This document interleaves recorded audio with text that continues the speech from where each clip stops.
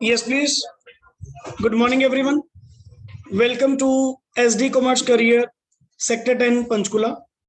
This is CA Dheeraj here, and hope so you're doing well. In the previous class, आप लोगों का chapter 7 that is management and administration के regarding running था, and almost just last lecture हमारा pending है, जिसमें आप लोगों ने resolution passed by the postal ballot के रिगार्डिंग हम लोगों ने रीडिंग करनी है क्लियर, प्लस कुछ मॉड्यूल के जो क्वेश्चंस हैं, आई थिंक सो 10-12 क्वेश्चन जितने भी अवेलेबल होंगे क्लियर, सारे के सारे क्वेश्चंस आज जस्ट रीडिंग पार्ट उसको कंप्लीट करते हैं, सो दैट एक ओवरऑल रिवीजन आप लोगों की चैप्टर 7 की डन हो जाएगी क्लियर। सबसे पहले अपने टॉपिक से स्टार्ट करते हैं, that is by postal ballot का मीनिंग जो आप लोगों ने अभी तक डिस्कस किया, दैट इज कि सर जरूरी नहीं होता कि मेंबर्स को हमेशा मीटिंग के लिए बुलाया जाए।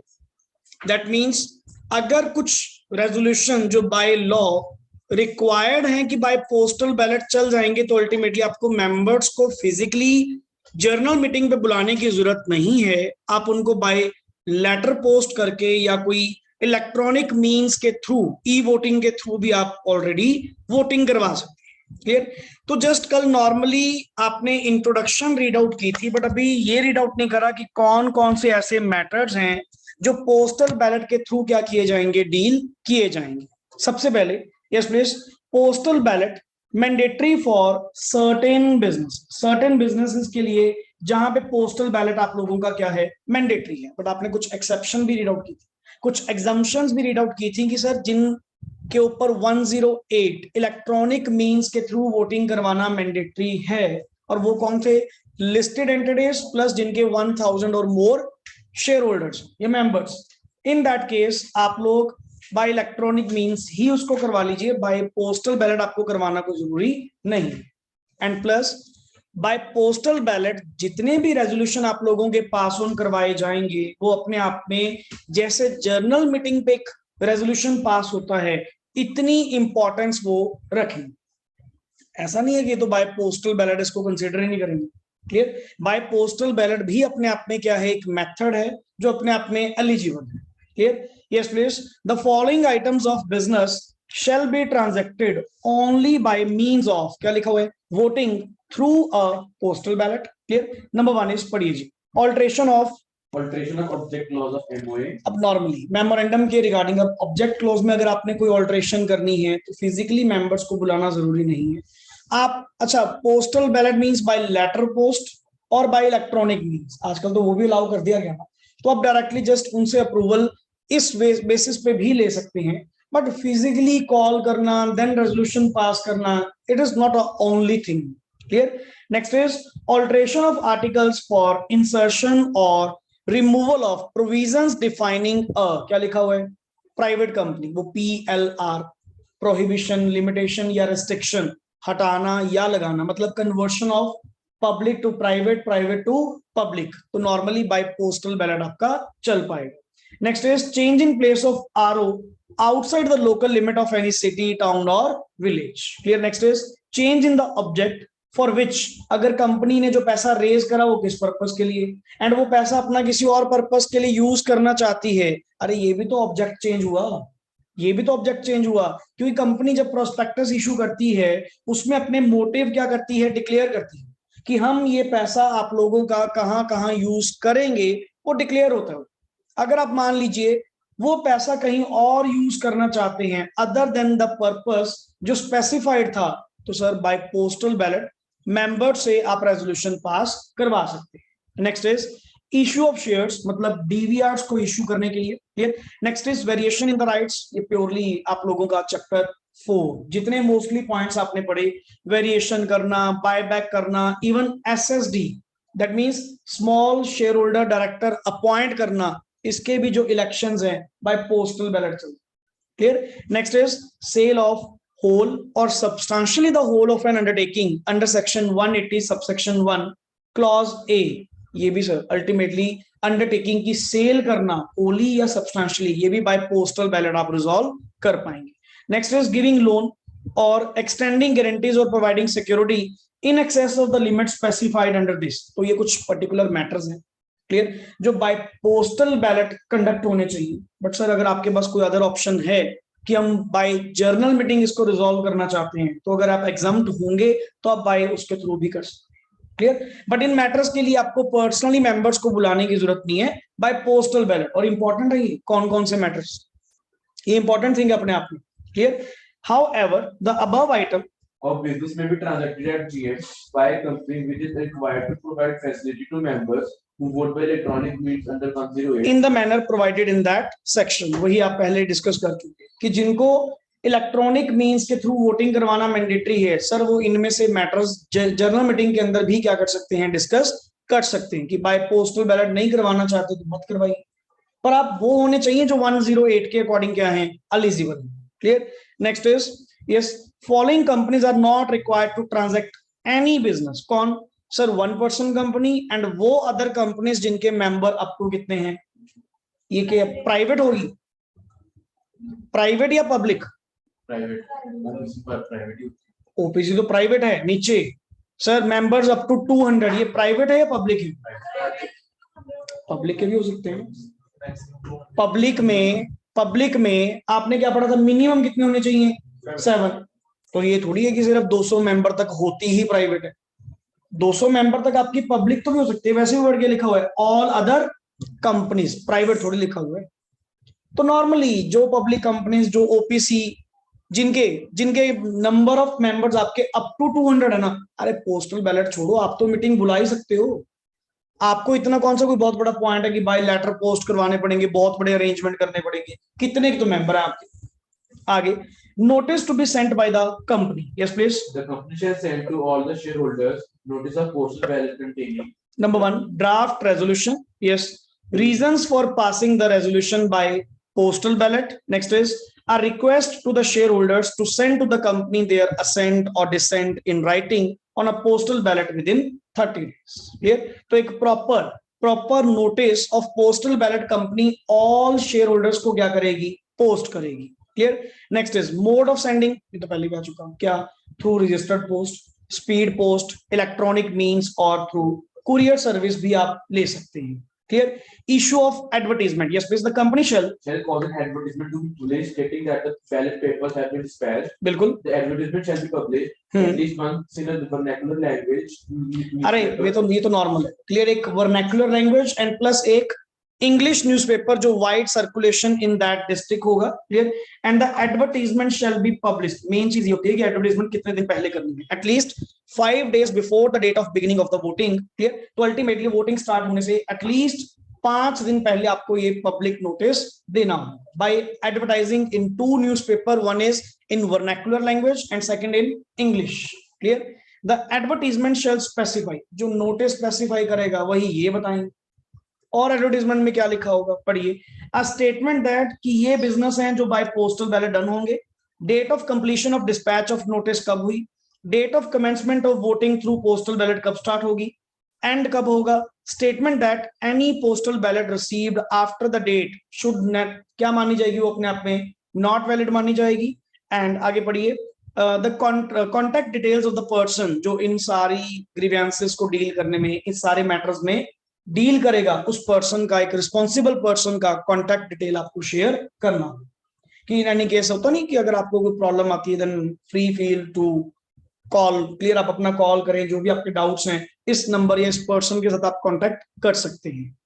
Next is notice to be placed on website, yes, the notice of the postal ballot shall also be placed on the website of the company forthwith after the notice is sent to the member। बिल्कुल, such notice shall remain on such website in the last date for receipt of postal ballot। जब तक आपको postal ballot from the members नहीं मिलते तब तक आप ये नोटिस अपनी वेबसाइट तक प्लेस करके रखेंगे। अपॉइंटमेंट ऑफ स्क्रूटनाइजर, देखो वोटिंग जहां भी होगी स्क्रूटनाइजर तो अपॉइंट होगा ही। क्लियर, अब पोस्टल बैलेट्स आएंगे, ये चेयरमैन थोड़ी संभालेगा, इनको कौन संभालेगा, ये सारे पोस्टल बैलेट जितने भी आएंगे, जितने भी बैलेट पेपर्स आएंगे उसकी रिपोर्ट बनाना, ये सारा किसका काम है, स्क्रूटनाइजर। पढ़िए, the board of director shall appoint one scrutinizer। अच्छा, इसमें बोर्ड ऑफ डायरेक्टर करेंगे, चेयरमैन थोड़ी, क्यों, मीटिंग ही नहीं हो रही तो चेयरमैन कहां से आएगा, तो naturally directly board of directors एक स्क्रूटनाइजर को क्या करेंगे, अपॉइंट करेंगे। A person who is in the employment of the company shall not be appointed as ये तो आपने एलिजिबिलिटी पहले भी पढ़ी थी कि जो पर्सन कंपनी की एम्प्लॉयमेंट में होते हैं वो स्क्रूटनाइजर अपॉइंट नहीं होते. The scrutiniser must be a person, yes, who can conduct the post ballot voting process in a fair and transparent manner. yes, a person shall be appointed as a scrutinizer only if he is willing to be so appointed. अगर वो willing to be appointed है only then. Next is the scrutinizer must be available for the purpose of ascertaining the, क्या लिखा हुआ है, requisite majority. Clear? Next is register to be maintained by the scrutinizer. अब इसको भी तो एक रजिस्टर मेंटेन करना होगा जिसमें सारा रिकॉर्ड ये मेंटेन करेंगे. Yes, the scrutinizer shall maintain Shall maintain the register either manually or electronically. Yes, The register shall contain with respect to voting by shareholders by postal ballot, that is his assent or dissent received, his name, address, folio number and client ID जिसके regarding आपको ये receive हुआ, number of shares held by him, nominal value of such shares and whether the shares have कोई DVR, कोई differential voting rights वाला हो. Clear? And details of postal ballot which are received in defaced or mutilated form, जो खराब है. Clear? जो मतलब ultimately properly voting वहां पे नहीं हुई. क्लियर? या अल्टीमेटली आपने जो इंक यूज करी वो फैल गई है, कुछ भी है सर, वो इनवैलिड माने जाएंगे.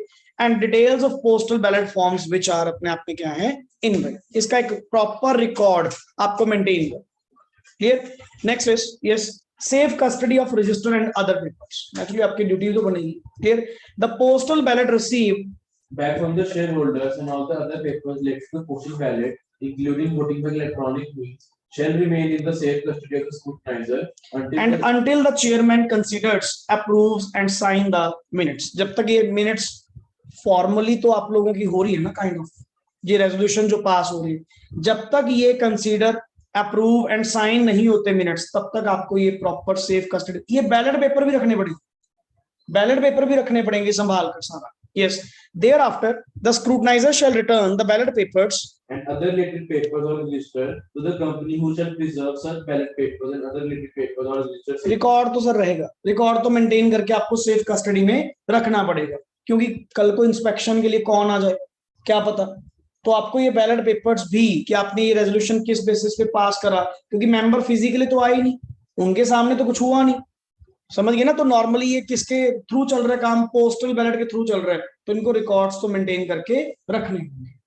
Report of the scrutiniser. Yes please. The scrutiniser shall submit his report as soon as possible after the last date of this postal ballot, but not later than, कितना लिखा हुआ है, 7 days. अच्छा, बाकी normal cases में कितना था, 3 days, कि 3 days के अंदर अंदर अपनी रिपोर्ट बनाकर ये किसको सबमिट करेंगे, चेयरमैन को. बट यहाँ पे सर अल्टीमेटली थोड़े 7 days दे दिए गए, क्योंकि बैलेट पेपर, अरे वो इलेक्ट्रॉनिक मींस भी तो था ना, उसमें तो काम आसान भी है. यहाँ पे फिजिकली पेपर्स आ रहे हैं, तो एक एक को प्रॉपर रिकॉर्ड में रखना, संभाल कर बनाना, सारी रिस्पॉन्सिबिलिटी बनती है आपकी. नेक्स्ट इज द असेंट और decent received after 30 days from the date of issue of notice shall be treated as if reply from the member has not been received. बिल्कुल सर. एंड असेंट और dissent जो received after 30 days from the date of issue of notice है, shall be treated as if reply from the member has not been received. जैसे उनका reply आया, चाहे ascent हो चाहे डिसेंट हो, इतना टाइम थोड़ी, हम तो उसको पहले कह रहे हैं जी इनवैलिड है. वैसे तो जितना टाइम आपको दिया गया, आपको उतने टाइम के अंदर क्या देना चाहिए था, रिप्लाई देना चाहिए था. आपको डेट ऑफ एंड बताया नहीं था कि वोटिंग कब खत्म हो जाएगी, एंड कौन से टाइम से पहले पहले आपको ये नोटिस देने होंगे, वापस बैलेट पेपर पहुंचाने होंगे, ये चीज. Prohibiting on destroying postal ballot. Yes, please. No person shall deface or destroy the postal ballot papers received back from the shareholder. बिल्कुल. And no person shall declare the identity of any shareholder who has recorded his assent. भी किसने yes करी, किसने no करी, आप कोई भी, ये मतलब सारा matter confidential and safe hands में रखा जाएगा, कोई भी इसको डिस्ट्रॉय नहीं कर सकता. Next is display. आप अपना रिजल्ट वेबसाइट पे, the company shall place on its website result of the postal ballot and plus even scrutiniser की रिपोर्ट भी पब्लिश कर देंगे. Next is resolution deemed to be passed at GM. वो तो मैं पता ही है, जो भी पोस्टल बैलेट के थ्रू रेजोल्यूशन पास किए जाएंगे वो deemed to be passed at क्या माने जाएंगे, जनरल में, कोई फर्क नहीं है sir. Next is applicability of rule 20. Yes please. The provisions relating to voting by electronic means shall apply as far as applicable in respect of voting by postal ballot. बिल्कुल. तो मतलब बाय इलेक्ट्रॉनिक मींस भी अपने आप में bye postal ballot consider किया जाए. Clear? तो नॉर्मली यहाँ पे जस्ट एक आपके पास केस है, जैसे आपने ये रीड आउट करा, इशू ऑफ डीवीआर के लिए, सेल ऑफ होल अंडरटेकिंग के लिए yes, buyback of on shares of the company, तीनों केसेस में आप लोगों का मैंडेटरी होता है कि ये जो बिजनेस है टू बी ट्रांजैक्टेड बाय कैसे होने चाहिए, बाय पोस्टल बैलेट होने चाहिए। अच्छा, वर्ड लिखा हुआ है unless the company is OPC और the number of member of the company is up to, तब आप फिजिकली मीटिंग में डिस्कस कर सकते हो, अदरवाइज बाय पोस्टल बैलेट ही मैटर क्या होंगे, डिस्कस होंगे। क्लियर? नेक्स्ट इज ये टॉपिक सर, यहाँ पे आप लोगों का चैप्टर 7 जो अपने आप में काफी लेंथी इन द सेंस, मतलब मोस्ट ऑफ द प्रोविजन आप लोगों को जो यहाँ पे मिली है, प्रोसीजरल थोड़ा ज्यादा मिली कि काफी स्टार्टिंग से लेके एंड तक आप लोगों का प्रोसीजर वर्क ज्यादा रहा है। क्लियर? तो केस स्टडीज काफी इसके अंदर इन्वॉल्व हैं, टॉपिक अपने आप में इंपॉर्टेंट है। अगर ये किसी एग्जाम में अगर आता भी है तो 10 से 12 नंबर की मिनिमम वेटेज के साथ ये आप लोगों का आ सकता है। But sir as such company law में, कॉर्पोरेट लॉ में जो आपके टोटल 10 टॉपिक्स, फर्स्ट 10 टॉपिक्स जो आप लोगों के हैं, कोई फिक्स पैटर्न तो नहीं है कि कौन सा टॉपिक पर्टिकुलर आएगा ही आएगा। ये तो जस्ट एक पास्ट अटेम्प्ट के बेसिस पे आप अपना एक व्यू बना सकते हैं। अब समटाइम्स ऐसा होता है जी चैप्टर 7 आया भी नहीं हुआ, या चैप्टर 2 जो लेंथी टॉपिक है वो कवर ही नहीं हो रहे, पूरा का पूरा पेपर ही किसी और टॉपिक्स में कवर कर रहे हैं। बट इतना पता है सर, पूरा कॉर्पोरेट लॉ 60 मार्क्स की क्या रखेगा, वेटेज। क्लियर? सो आप लोगों के लिए मैक्सिमम थिंग जो अच्छी है, कॉर्पोरेट लॉ जितना आप लोग क्या बनाएंगे, स्ट्रांग बनाएंगे, यही आप लोगों की मेन वेटेज बनेगा एग्जाम के लिए। एंड कुछ टॉपिक तो आपको लिटरली नॉर्मल पता ही है कि सर काफी इजी पार्ट है। क्लियर? जैसे आपका topic number 5, topic 6 deposits, registration of charges, payment of dividend, और ये आपका कंपनी अकाउंट्स एंड ऑडिट, ये तो सर आपका ऑडिटिंग ग्रुप 2 में भी कवर होगा। तो ये तो सर आपके फॉरमोस्ट सर। चैप्टर 1 आप लोगों का प्रीलिमिनरी है, उसमें कोई ज्यादा नहीं है। चैप्टर 2 में भी अगर आप पढ़ने लगो तो उसमें कोई बहुत बड़ा कंटेंट नहीं है, काफी तो फाउंडेशन बेस आप लोगों का क्या है, सेम। जो एक्स्ट्रा पार्ट उसमें से करने वाला है वो तो आपको करना पड़ेगा ही पड़ेगा। क्लियर? मेन टॉपिक जो बचे, जिनके ऊपर थोड़ी फोकस आप लोगों का बनता है, 1 to 3 जो बिल्कुल नया है, prospectus and allotment of securities. Clear? Prospectus and allotment of securities already आप लोगों ने करा हुआ है। नंबर 4 बिल्कुल recently share capital and debentures के रिगार्डिंग, ये भी। एंड मैनेजमेंट एंड एडमिनिस्ट्रेशन बिल्कुल लेटेस्ट आप लोगों ने करा, जो बिल्कुल प्रोसीजरल बेसिस पे। अच्छा, पार्ट बी आपका कॉन्ट्रैक्ट एक्ट एंड नेगोशिएबल, ये तो दोनों ही डिफरेंट टोन पे हैं। कॉन्ट्रैक्ट कवर अप होगा 10 से 12 नंबर, नेगोशिएबल कवर होगा 10 से 12 नंबर, आएगा ही आएगा। क्लियर? एंड लास्ट के 2 हमारे जो पेंडिंग हैं, जर्नल क्लॉजेस या interpretation of statutes, deed and documents. Clear? Normal part है सर, कोई बहुत बड़ा कंटेंट नहीं है। 10 से 15 नंबर की टोटल वेटेज रखने वाले वो 2 टॉपिक्स आप लोगों के जस्ट पेंडिंग है। मेरे लिए तो वो काइंड ऑफ जस्ट ना की तरह की है। ऑल ओवर लॉ तो आपका कंप्लीट है, वो तो 2 छोटे टॉपिक्स हैं। इन बिटवीन या तो रेगुलरली जो चल रहा है हम लोगों का सिस्टम, या इन बिटवीन रैंडमली क्लास लेकर आधा कंटेंट पूरे प्रॉपर वे से डन कर। Is that clear? चलिए सर, इसके नेक्स्ट वन आपके कुछ क्वेश्चंस हैं फ्रॉम द मॉड्यूल, ओपन करिए जी। क्वेश्चन ओपन करें सर, 1 by 1 डिस्कस करते हैं। एंड बुक्स आपके पास हैं ऑलरेडी। सबसे पहले पढ़िए जी question. In a general meeting of Alpha Limited, the chairman directed to exclude certain matters detrimental to the interest of the company from the minutes. From the minutes. अब पहले तो provision क्या थी मिनट्स के रिगार्डिंग? प्रोविजन क्या थी sir? Every matter basically जो meeting में क्या हुआ, डील हुआ, दैट मस्ट बी रिकॉर्डेड। कहां पे होना चाहिए? मिनट्स। बट आपने एक प्रोविजन पढ़ी थी कि चेयरमैन ऑफ द मीटिंग के पास क्या होती है, पावर होती है। If any matter which is detrimental to the interest of the company, तो वो उसको क्या कर सकते हैं, रिमूव कर सकते हैं।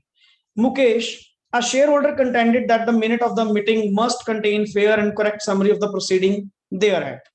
मानते हैं बात, ऐसा होना चाहिए। आगे, decide whether the contention of Mukesh is maintainable under the provision of this. Clear? Sir maintainable नहीं है। चेयरमैन ऑफ द मीटिंग के पास क्या होती है, पावर होती है कि वो मिनट्स में वो सारे मैटर्स जो कंपनी के, वर्ड क्या लिखा हुआ है, डेफामेशन वाले हैं, इररेलेवेंट या इमटेरियल है या detrimental to the interest of the क्या है कंपनी है, वो सारे मैटर्स वो बाहर निकलवा सकते हैं। तो सर मिस्टर मुकेश का कहना गलत है, क्लियर, उनकी जो कंटेंशन है वो टेनेबल नहीं है, क्लियर। चलिए नेक्स्ट आगे sir question number 2। General meeting was scheduled to be held on 15th April 2019 at 3 p.m. 3 p.m. 15th April को, okay, as per the notice, the members who are unable to attend the meeting in person can appoint a proxy, and proxy form duly filed बिल्कुल will be sent to the company so as to reach at least 48 hours. so as to reach, just a minute, so as to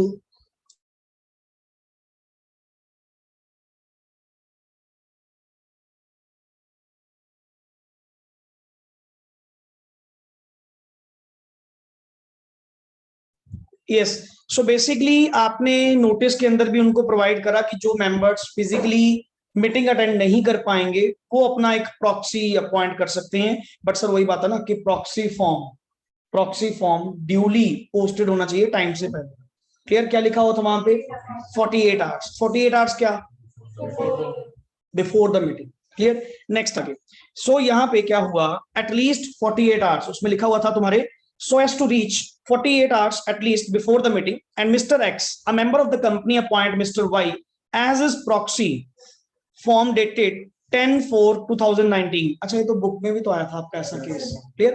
10 अप्रैल 2019 को आपने deposit करवाया by mister Y with the company at its registered office on कब 11/4/2019, okay। Similarly, another member, Mr. W, also give two separate proxy to two individuals named Mr. M and Mr. N. In case of Mr. M, the proxy dated 12/4/2019 was deposited with the company on the same day, and Mr. N was deposited on 14/4/2019. All the proxies Y, M and N ये present है meeting पे, clear। According to the provisions बताओ who would be the person allowed to represent at proxy for the member X and W, बताइए कौन हट जाएंगे? N कौन था? 14th को। पढ़ो आंसर पढ़े सबसे पहले सर। अब proxy is an instrument in writing executed by a shareholder authorizing another person to attend the meeting and to vote thereat on his behalf and his absence. बिल्कुल As per provision of the section of the Companies Act, every shareholder who is entitled to attend and vote has a statutory right to appoint another person. ये तो normal है sir, ये तो provision है। Further any provision in the articles of association of the company requiring instrument proxy to be lodged with the company, अगर उसमें लिखा होगा कि मोर देन जैसे मान लो 48 आवर्स से ज्यादा, आर्टिकल्स में लिखा गया कि आपने 56 आवर्स पहले बताना, सर वो डीम्ड एज 48 आवर्स ही माना जाएगा। अगर मान लो आप लोगों ने कितने टाइम में करवाया, 56 आवर्स में नहीं करवाया, आपने 50 आवर्स पहले करवा दिए तो भी वैलिड है, क्लियर। क्योंकि लॉ में तो क्या लिखा हुआ था, मोर देन 48 आवर्स होना चाहिए, क्लियर। आर्टिकल्स ने और ज्यादा टाइम पीरियड लिख दिया तो सर वो वैलिड नहीं है, वो 48 आवर्स की तरह ही ट्रीट किया जाएगा, क्लियर। नीचे पढ़े, where the two proxy instruments by the same shareholder are lodged, yes please, lodged of in such a manner that one is lodged before and the other after the expiry of the date fixed for lodging proxies. बिल्कुल, क्योंकि sir एक तो आपने बिल्कुल 14 तारीख को बताया, जबकि क्या लिखा हुआ था 48 hours before. Thus, in case of member X, the proxy Y will be permitted, ये तो अलाउड है सर। इसका तो कब का 11 तारीख को दे दिया तुमने, क्लियर। 10 की तो डेट थी, लॉस्ड कब हुआ 11 को, लॉस्ड कब हुआ, क्लियर। नेक्स्ट इज एंड आगे बढ़िए, and the other after the expiry of the date fixed for lodging this. So normally पहले वाला तो वैलिड है, however in case of member W, the proxy M and not proxy N will be permitted to vote as the proxy authorizing N to vote was deposited in less than 48 hours before the meeting। तो sir N allowed नहीं है, बाकी case में आपका mister Y and mister जो आपके कौन थे M क्या होंगे, अलाउड। चलिए mister MH company Limited served the notice of GM upon its shareholders. The notice stated that the issue of equity shares would be considered as such meeting.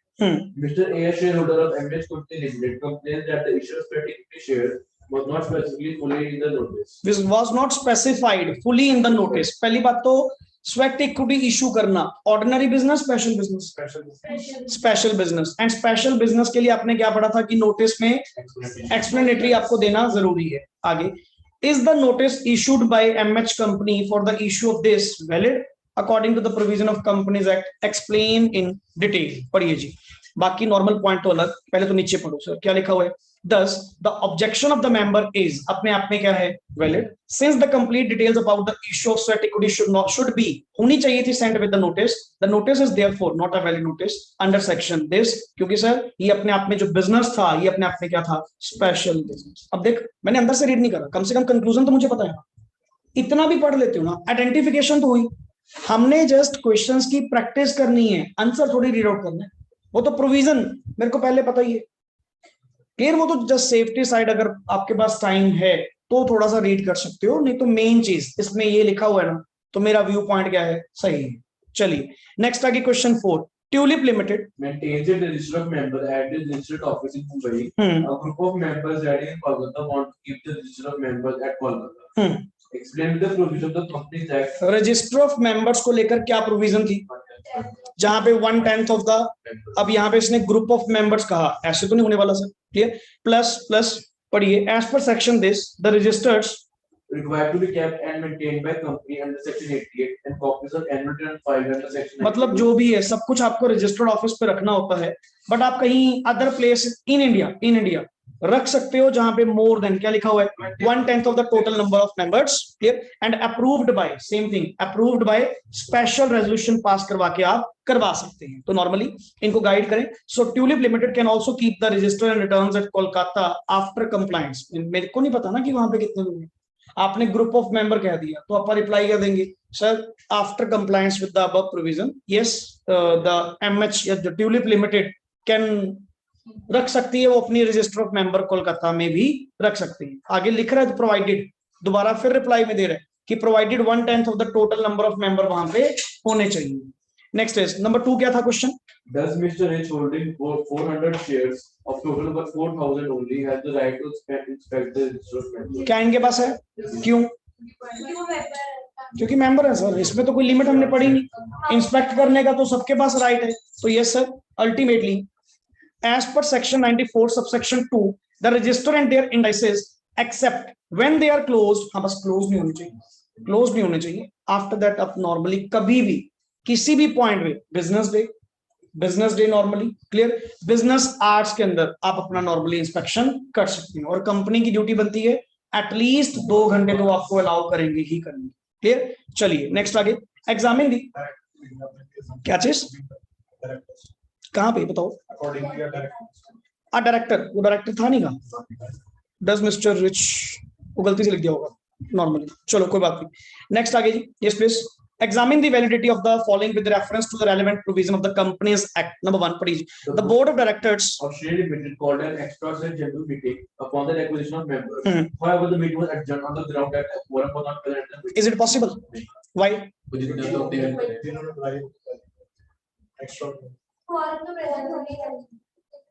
पहले question समझ में आया तुम्हें,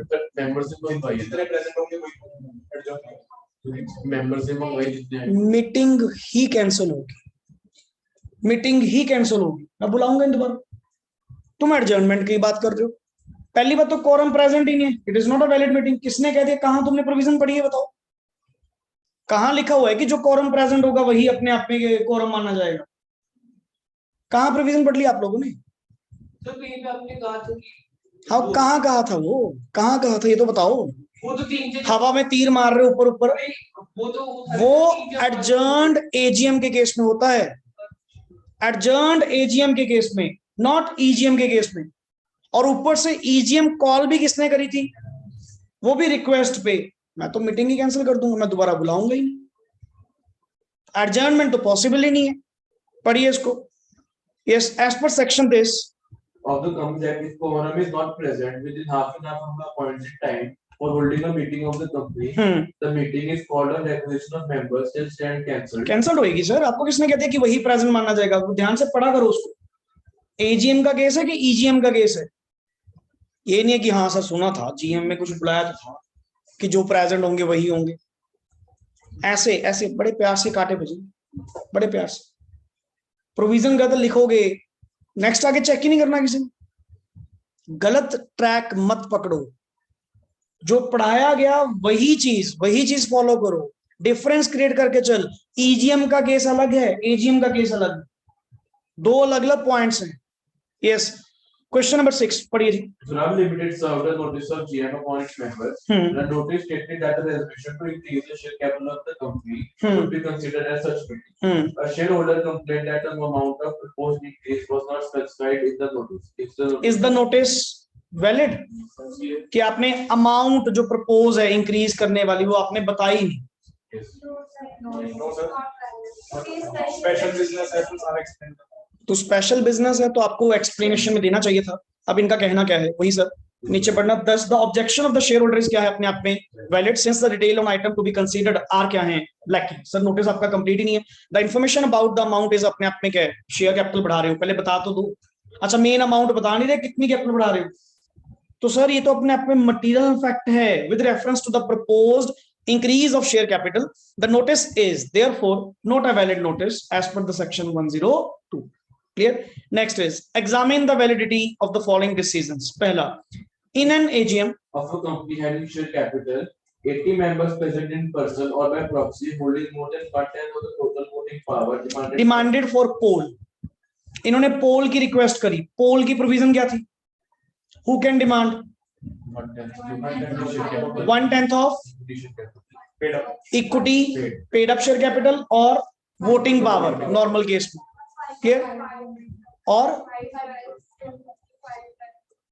चेक कर लो क्या उसमें दो अलग अलग पॉइंट थे, इक्विटी हैविंग मतलब कंपनी हैविंग शेयर कैपिटल और नॉट हैविंग शेयर कैपिटल। पूछ रहे हो क्या बता रहे हो? ये बताओ पहले, मेरी तरफ देखने की बजाय अगर बुक्स खोल लें आप 2 मिनट, फटाफट सेक्शन ओपन कर। Demand for poll, demand for poll में पहले ये देख क्या कंपनी हैविंग शेयर कैपिटल और company not having share capital में डिफरेंस था क्या? सबके लिए एक ही प्रोविजन है? बताओ डिफरेंस है? तो वहां पे दूसरा पॉइंट आपका क्या है जो आप बोल रहे हो 5 लाख वाला है? अब ठीक है कॉन्फिडेंटली बोलो ना कि यहाँ डिफरेंस है सर, कि अगर कंपनी हैविंग शेयर कैपिटल वाली है तो उस केस में ये प्रोविजन है, नॉट हैविंग शेयर कैपिटल वाली है तो 1/10 of the total voting power है वहां पे। क्लियर? अब the chairman of the meeting ने रिजेक्ट कर दी request on the ground that only the member present in person, वो नहीं पूछ रहा प्रोविजन क्या पूछ रहा है, कहता इन पर्सन जो प्रेजेंट है सिर्फ वो पोल डिमांड कर सकते हैं, प्रॉक्सी नहीं कर सकता। Is it so? Proxy can demand poll. Point is, पढ़ो जी यहाँ पे आप लोग अगले को पहले तो प्रोविजन वही एक्सप्लेन करेंगे in case of company having this, but यहाँ पे मेन वर्ड पढ़े सर। मेन वर्ड कहाँ पे लिखा हुआ है? 1/10 ये by the member present in person और बाय पावर है, तो अपना सब कुछ इनको उनके according. The chairman can not reject the demand for poll subject to the provisions in the articles of the company. कर ही सकते सर। दूसरा पॉइंट क्या था? दूसरा क्या था पढ़िए। In an AGM during the process of poll, the members who earlier demanded for poll want to withdraw it. क्या वो विड्रॉ कर सकते हैं? यस। कब? Any time before the result. Result आने से पहले पहले आप अपना ये वापस ले सकते हैं। The chairman of the meeting ये भी रिजेक्ट कर दी, कहते जब तो पोल स्टार्ट हो चुका अब विड्रॉ नहीं हो पाएगा, तो प्रोविजन आपने यहाँ पे क्या लिखी sir? The demand for poll में be withdraw at any time by the person who made the demand. Naturally result से पहले पहले ही करोगे। Clear? Next is question number 8। Yes, Siraj, as shareholder, Gives notice for inspecting proxies 5 days before the meeting is scheduled and approaches the company 2 days before the scheduled meeting for inspecting the same. what is the legal provision? Inspection of proxy में आपने क्या पढ़ा था? 24 hours before meeting से 24 hours पहले तक कर सकते हो मीटिंग। एप्लीकेशन अगर मैं इंस्पेक्ट करना चाहता हूँ कितने दिन पहले बताना पड़ेगा? 3 days। क्लियर? तो यहाँ पे आप यहाँ पे चेकआउट करें। एक तो ये तुम्हारी प्रोविजन वही बिगिन कब होगी? 24 आवर्स बिफोर द टाइम जो fixed for the commencement of meeting है and ending with the conclusion. ये तो टाइम है इंस्पेक्शन का, और इसके लिए रहा नॉट लेस देन कितना 3 डेज का नोटिस आपको कंपनी को देना होगा कि हम इंस्पेक्ट करना चाहते हैं। इन दिस केस ये जो person has given the proper notice, इसने कितनी? Next is question number 9। Miraj limited Held at AGM on 15 September 2019. The meeting was presided over by मतलब chairman Mr. Venkat, the chairman of the company's board of directors on September 17 Mr. Venkat, the chairman, without signing the minutes of the meeting, left India to took after his father, who fell sick in London. Wow. Referring to the provision of the Companies Act. अब बताइए जी वो sign कौन करेगा? Person authorized by the और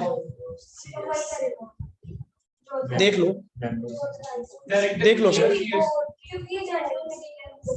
journal meeting है। But 2 directors, 1 should be MD and 1 chairman of the next meeting नहीं कर पाएगा इस केस में? क्यों नहीं कर सकता? मैं भी तो जनरल मीटिंग कर रहा हूँ। अब धुंधला धुंधला दिख रहा है ना, जिसको कहते हैं ना कि हाँ दिखेगा बट धुंधला दिखेगा, ये है। जब आधी प्रोविजन पता होगी, आधी नहीं पता होगी, कश्मोकश में पड़ जाएंगे, लिखें क्या? अब पढ़े इसका reply. Section 118 provides that every company shall prepare this whatever जो भी है, क्लियर, नॉर्मल पॉइंट्स पे आओ बाय वर्च्यू, यही है सर, ये पढ़ो जी, by virtue of rule 25, yes, Read with section 118 of the Companies Act. Each page of every such book shall be initialed or signed on and the last page or the record of proceedings of each meeting or last वाले पे dated and signed होना चाहिए, each page आपका initialised होना चाहिए, clear, by the, किसके द्वारा? Chairman of the, पहले तो same meeting, clear, with the aforesaid period of कितने दिन के अंदर? 30 डेज, बट वो तो दूसरे दिन ही भाग गया, क्लियर, एंड और in the event of death और मेन वर्ड इनएबिलिटी। तुमने पहले कैसे कह दिया? पहले अगले को ये भी बताओ क्या एलिजिबल है? Yes, because the previous chairman is enable, sir, वो आउटसाइड इंडिया है and that is not possible for him to sign the minutes. So in that case chairman within that period by a director, clear, duly authorized by the क्या होगा? board for the purpose, clear. तो I think so जो directors की meeting है उस case में chairman of the next meeting, यहाँ पे तो वर्ड क्या है कि सर डायरेक्टर ड्यूली जो ऑथराइज्ड बाय द बोर्ड होगा, आप उससे साइन करवा लीजिए, वो भी चलेगा, क्लियर। पढ़िए, पढ़ना एक बार, वो कहाँ लिखा हुआ था? Chairman of the next meeting, word कहाँ पे लिखा हुआ? बोर्ड मीटिंग में है, और हाँ ये उसकी होती है ना, ये बोर्ड की हुई ना, ये बोर्ड के केस में होगा। पेज नंबर बता मेरे, 7.30।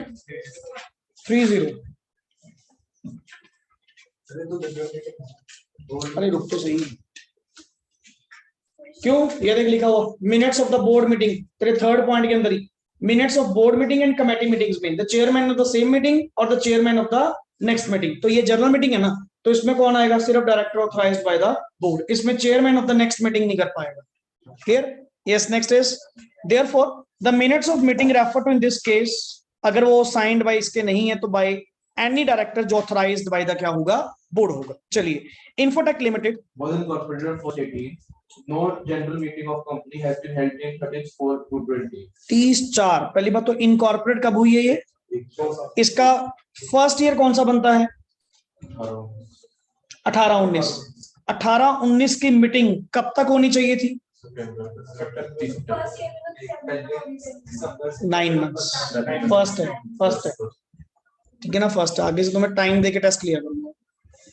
9 months मींस 31 दिसंबर, और 30/4 हो गए, तुमने अब तक करवाई ही नहीं। डिस्कस द, आगे भी पढ़ दे, खुद ही बोल रहा है कि तुम शायद ना जानो। फर्स्ट एजीएम की आप बताओ प्रोविजन क्या होंगी, and the power of the registrar to grant extension. Is there any power? No. First AGM के केस में कोई पावर एक्सटेंशन आपको नहीं मिलती, पहले ही ऑलरेडी 9 months दे रहे हैं। तो आपकी इस केस में जो मीटिंग है वो कब तक होनी चाहिए थी? ऑन और बिफोर 31 दिसंबर 2019, बिकॉज प्रोविजन क्या होती है? Within a period of 9 months from the date of closing of the financial year, clear. So basically कोई एक्सटेंशन आपको यहाँ पे नहीं मिलने वाली। चलिए, the articles of association of DGA Limited require the personal presence of 7 members to constitute quorum of GM. Quorum के case में लो ने मिनिमम नंबर बताया या मैक्सिमम बताया? Minimum 5 times 5 minimum. आप बाय आर्टिकल्स इसको क्या कर सकते हैं? इंक्रीज कर सकते हैं, क्लियर। जबकि तुम्हारी कंपनी में मेंबर कितने? 965, 5 मेंबर। वो पहली लिमिट आपकी अप टू 1000 थी। Up to 1000 means 5% personally present, not proxy. 7 member, तुम्हारे आर्टिकल्स कहते हैं 7 होने चाहिए to the constitute the quorum. Okay, the following person were present in the, अच्छा है भी कहां पे? ईजीएम में, to consider the appointment of MD के लिए बुलाए गए। पहली बात, पहला पर्सन कौन है?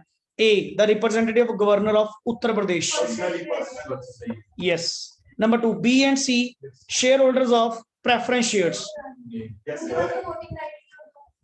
प्रेफरेंस शेयर वाले क्या कर रहे हैं इस मैटर में? उसका क्या करेगा? बुला के खाना खाने के लिए बुलाया क्या उनको? आए क्यों? वो तो आएंगे बट वो कोरम के लिए थोड़ी प्रेजेंट होंगे। वो बेसिकली क्या है, प्रेफरेंस वालों के पास राइट कब आता है? जब उनके कंसर्न कोई मैटर है। एमडी की अपॉइंटमेंट है, ये क्या कर रहे हैं यहाँ पे? आगे D representing Y and Z, single या दो? दो, क्योंकि एक प्रॉक्सी कितनों को रिप्रेजेंट कर सकता है? Maximum 50 plus up to 10% of the total voting power. Clear? चलो, दो ये हो गए, एक ऊपर हो गया। E, F, G and H as proxies of shareholders। तो मतलब एक और ये दो। Can it set be that quorum is present? अब इन्होंने क्या कहा, कहते जी पहली बात तो हायर ऑफ द फॉलोइंग, 5 और 7, 7 क्लियर, 7 आपके काउंट होंगे, बट यहाँ पे प्रेजेंट कितने माने जा रहे हैं? ऑरली कह दिया। क्लियर? इन्होंने भी क्या कहा, वो तेरा प्रेफरेंस वाला कहाँ पॉइंट है? ये रहा। They represent the preference share since the agenda being the appointment of MD, their rights cannot be said to be directly affected। तो ये यहाँ पे कर क्या रहे हैं? They shall not have the voting rights। तो ये काउंट नहीं होंगे सर। तो ultimately thus it can be said that the requirements of quorum has not been met and it shall not constitute a valid quorum for the meeting। Clear? Next is what do you mean by proxy? ये direct question आ गया उसके appointment को लेकर। Clear? इसमें तो कुछ नहीं है। आगे चलिए 13th, बाजार limited call its AGM in order to lay down the financial statement for shareholders approval। Due to want of quorum, the meeting was cancelled। क्या हो सकती है? कैंसिल हो सकती है क्या? मैटर क्या पूछ रहा हूँ? दोबारा पढ़ लो, दोबारा पढ़ लो। मैं पूछ कह रहा हूँ, रिप्लाई तुम क्या दे दो? ना आंख पे पट्टी बांध के हवा में तीर बन गए कमांडो। एडजर्न हो सकती है, कैंसिल तो मतलब ही नहीं है सर। एजीएम कैंसिल करवाना मतलब ही नहीं है। एजीएम तो कभी कैंसिल होती ही नहीं है, ईजीएम होती है। क्लियर? पढ़िए, इन्होंने क्या करा? Due to want of quorum meeting cancel कर दी। Director did not file the annual return with the registrar. Director were of the idea that the time for filing the return within 60 days from the date of AGM होता है। Annual return को file करने का 60 days का time होता है, और ये कहते हैं महाशय हमारी तो एजीएम ही नहीं हुई, तो हम एजीएम मैं क्यों फाइल करूं एनुअल रिटर्न? तो वहां पे क्या पॉइंट था? जिस दिन होनी चाहिए थी वहां से 60 डेज के अंदर आपको करना चाहिए। Has the company contravened with the provisions? Yes, बड़ी खुशी खुशी। If the company has contravened है तो how it will be penalized? एक वर्ड आया पेनल्टी। एजीएम ना हेल्ड करवाने की पेनल्टी क्या थी? चेक करना, 50,000 और 5,000 पर डे। 5,000 पर डे, शायद 5,000 सस्ता नहीं था, महंगा था। चेक कर, 5,000 एजीएम सेक्शन 96 एजीएम की पेनल्टी उसमें देख 99 में, सेक्शन 99 में ये पड़ा 5,000 पर डे। क्लियर? और कंपनी के ऊपर कितना था? 1 लाख। कंपनी के ऊपर फाइन अप टू 1 लाख। ठीक है जी, चलो सस्ते में तो नहीं छोड़ेंगे। पहली बात सर, यहाँ पे फर्स्ट केस जो आपने एनुअल रिटर्न फाइल नहीं करी वो डिफॉल्ट के रिगार्डिंग, सर आपको within 60 days from the date on which AGM should have been held होनी चाहिए थी, प्लस अब साथ में रीजन भी देने पड़ेंगे एजीएम क्यों नहीं, बट एनुअल रिटर्न तो फाइल हुई थी सर। 92 का कंप्लायंस तो आपको करना पड़ेगा ही पड़ेगा। क्लियर? आगे बढ़िए। If the company fails to compliance with this, तो every company and officer penalty of rupees कितना लिखा हुआ है? 10,000 रुपीज। ये 92 का डिफॉल्ट है, अभी एजीएम का तो बाद में आएगा। क्लियर? एंड कंटिन्यूइंग फेलियर तो with further penalty of 100 rupees for each day maximum. Next आगे क्या लिखा हुआ है? 2 lakh rupees in case of company and 50,000 rupees in case of officer in default. But sir अभी तो एजीएम का भी पड़ा है, एजीएम का भी तो डिफॉल्ट इन्होंने करा हुआ है। इन द अबव केस पढ़ो जी। AGM of Bazaar Limited should have been held within a period of 6 months from the date of closing of financial year, but it did not take place. बिल्कुल। Thus, the companies contravened the provision of Section 92 of Companies Act for not filing the annual return and shall attract penal provisions along with every officer। मतलब आप इसमें ना एक extra paragraph दे सकते हो। एक extra paragraph का मतलब क्या है कि आप थोड़ा एजीएम के बारे में बता सकते हैं कि कैंसिल करने का तो मतलब ही नहीं बनता था, एडजर्न करनी चाहिए थी। और मेन क्वेश्चन में प्रोविजन किसकी पूछ रहा है? वो एनुअल रिटर्न की। तो एनुअल रिटर्न के अकॉर्डिंग आप क्या देंगे? रिप्लाई देंगे। क्लियर? एजीएम की लिखना चाहो लिख सकते हो, क्योंकि इसने डायरेक्टली नहीं पूछा ना, उसने ये पूछ लिया कि कंप्लायंस का कॉन्ट्रावेंशन करा, वो तो दोनों का करा, एजीएम का भी तोड़ा ये भी तोड़ा। आगे पेनलाइज मींस पेनल्टी। हाँ जी 14 Madurai limited issued a notice for holding of AGM on 7th November.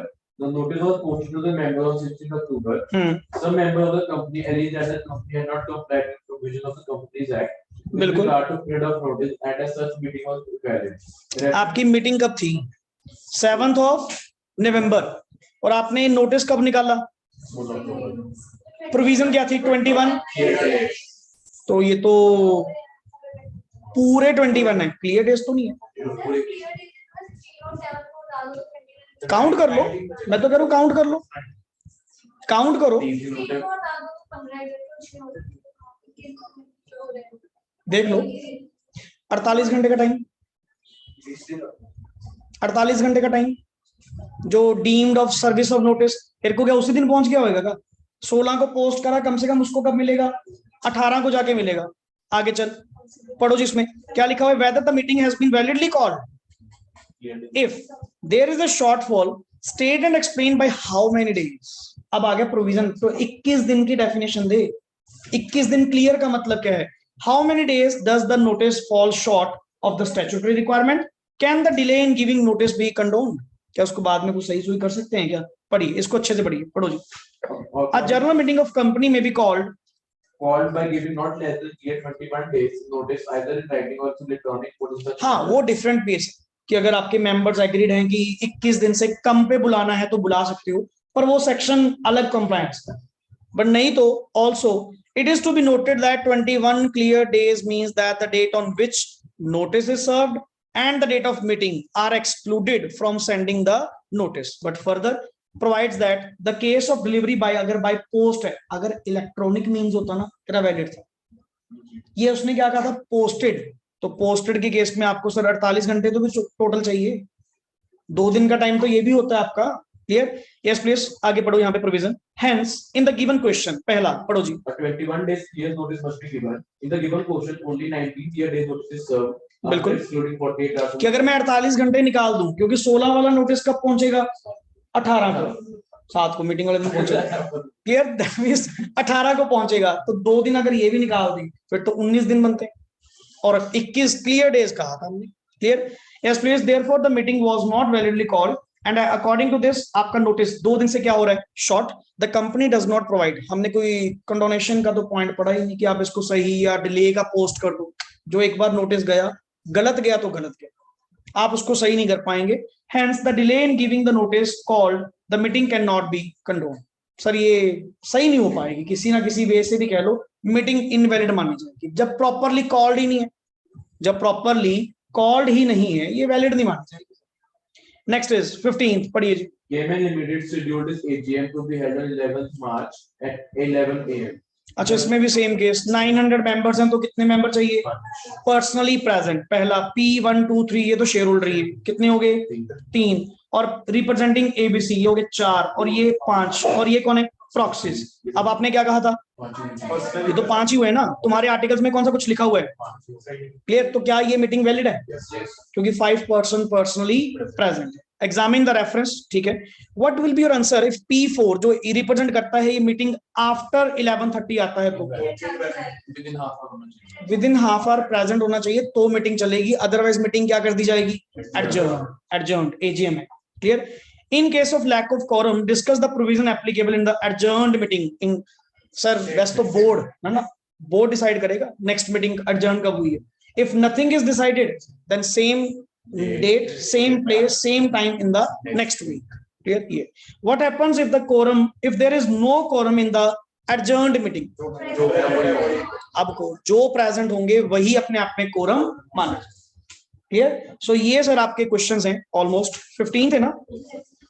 Clear? So totally questions करके आपको उल्टा कॉन्फिडेंस मिलेगा कि आप लोगों ने जो पॉइंट्स पढ़े हैं वो बिल्कुल सही है। Is that clear? ओके जी, so thanks a lot. And next on topic जो आपका 13 और 14 पेंडिंग है, तो उसका करिकुलम बनाते हैं कि कैसे उसको अपन कंटेन करेंगे, क्योंकि थोड़ा सा वो डिफिकल्ट पार्ट है लैंग्वेज वाइज। तो उसको देखते हैं, जो भी पैटर्न होगा एज पर ग्रुप कम्युनिकेशन आपको मिलता जाएगा। ओके जी, thanks a lot. Why should we?